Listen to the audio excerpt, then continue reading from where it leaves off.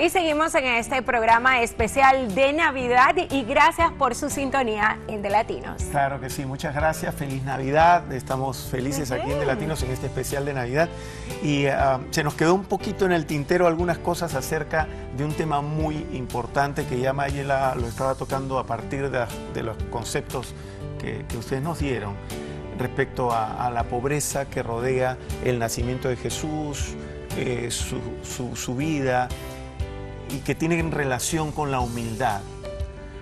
¿Por qué es tan fácil para el hombre olvidarse que simplemente es un hombre que nace desnudo y se va desnudo? ¿Por qué es tan difícil, Pedro? Porque el entender concepto de lo eterno está basado en el amor, en un Dios que nos ama tanto que envía a su Hijo en la figura de Salvador, que ese es el propósito de la Navidad. Entender y reconocer humildemente que todos necesitamos un Salvador, todos. Y todos de alguna manera, los que estamos aquí, tenemos una lista de pecados, ¿ya? Que a veces consideramos que la tuya es más grave que la mía. No, ese es cuando apuntamos. Así es, y es un error porque finalmente pecado es pecado. Entonces, ¿de qué realmente es esa necesidad en medio de nosotros de un Salvador? Necesitamos ser salvos del pecado. Y eso nos lleva a entender realmente que todo lo que está aquí se queda, pero hay algo que va con nosotros. Es el arrepentimiento, es nuestra entrega, nuestra conversión y todo lo que pudimos hacer después de esa entrega, renovación, conversión en la vida de los demás.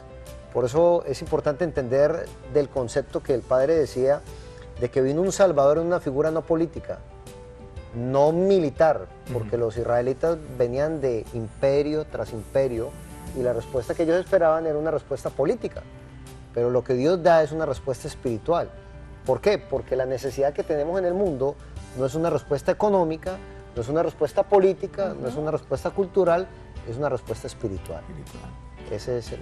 Y a nosotros nos gusta estar en control de nuestra vida, es algo muy general y por lo tanto creemos que solamente podemos hacer aquello que nosotros tenemos capacidad y la humildad significa poderse entregar, la humildad significa no estoy en control. Dios está en control. Y nosotros pensamos lo contrario, ¿no? Voy a lograr este objetivo porque yo sí puedo, porque yo sí, pensando en nuestras propias capacidades, nuestra propia suficiencia. Y resulta que no, todo es con y a través de Dios. Y tenemos también muchas veces un concepto muy elevado de nosotros mismos, individualmente. Hay un sentimiento de superioridad y eso pues evita, nos frena el poder entregarnos a nosotros. Esa es justamente la arrogancia, el contrario a la humildad. La humildad es vernos todos como hijos de Dios que somos, con la misma dignidad. Todos tenemos diferentes responsabilidades, pero la misma dignidad y todos somos vistos por Dios de igual manera. Entonces, si podemos entender y vivir esto, entonces vamos a poder vivir con humildad. Todos somos iguales, todos somos hermanos y por lo tanto todos nos debemos amor, respeto, cariño. Y andaría el mundo mucho mejor. Claro que sí. Exactamente, qué bonito mensaje. Claro que Ahora, sí. no todas las personas creen en esto. Otras religiones creen de otra manera en Dios, no creen en Jesús como el Salvador. Pastor Flecha, ¿qué reflexión le llama a usted, a usted le trae esto? El hecho que hayan otras personas creyendo otras cosas. ¿Cómo le hablaría usted a otras personas de esto? La única manera que yo puedo hablarle a una persona es lo que la palabra de Dios dice. O sea, la palabra de Dios dice, porque de tal manera amó Dios al mundo. O sea, que Él dio a su único Hijo Jesucristo para que todo aquel que en Él cree, en Jesús, no perezca. O sea, Dios no quiere que perezcamos, Dios quiere, como decía el pastor Urbe y el Padre, que podamos tener la vida eterna.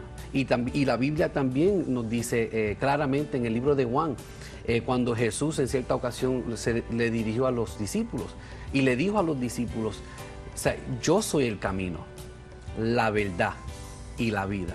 Nadie puede llegar al Padre si no es a través de Jesucristo, a través de ese regalo. Y entonces, mucho de esto de cuestión de nosotros recibir a Jesucristo tiene que ver con fe. O sea, ninguno de nosotros estuvimos ahí cuando nació, ninguno de nosotros estuvimos ahí cuando fue crucificado, pero creemos que sucedió, que el nacimiento de Jesucristo sucedió y que cuando Él murió y resucitó, también resucitó, que es un asunto también de fe, de creer lo que la palabra de Dios nos dice a nosotros. por eso.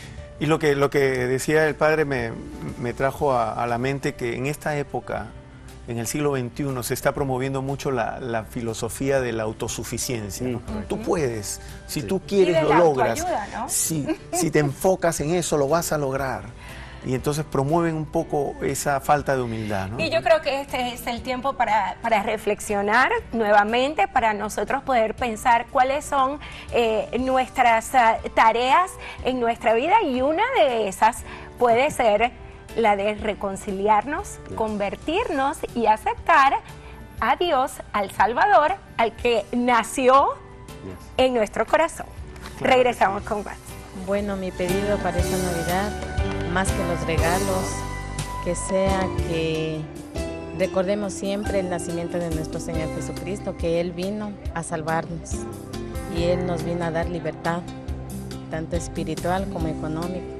Y mi pedido es de que todos conozcamos a un Dios verdadero, a un Dios justo, a un Dios bueno, que eso es más que los regalos. Para el 2024 espero que tenga la mayoría parte de toda la población del mundo que piensen en la salvación que es Jesucristo, que ya Él nació, ya fue crucificado y resucitó, muerto y resucitado, y que está para cada uno de nosotros que lo busquemos en nuestro corazón, porque esta Navidad siempre es muy, como decir, fatigada, mucha fatiga, muchos problemas, mucho más aflicción, pareciera que hubiera más, porque la gente se pone tantas cosas, ¿verdad? Es el fin de año de pagos y más cosas, y accidentes y enfermedades. Entonces, que busquen a Jesús, que es el que nos da esa paz dentro, interior, para poder nosotros salir adelante en medio de todo este caos.